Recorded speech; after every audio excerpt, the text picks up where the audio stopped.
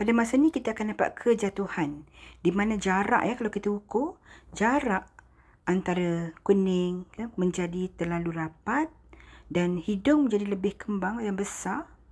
Jadi bila kita buat ukuran tu, kita akan nampak even jarak pipi pun dah melondeh ke bawah dan mata pun dah mula ada, kantung mata membuatkan dia everything go down. Kalau tengok dekat bahagian dagu, bahagian tepi-tepi bibir kan, ada rahang tu pun kita nampak bentuk dia dah tak simetri jadi kalau dengan teknik sedaf ni kita membuat ukuran yang tepat, memberi ukuran simetri yang tepat pada wajah. Jadi sebab itulah wajah tu nampak natural tanpa mengubah bentuk asli wajah. Sebaliknya kita nak mengembalikan wajah tu ke tahap yang natural, tahap yang sebenar dia. Jadi dengan cara ni anda akan mendapat kembali wajah yang anda suka tu.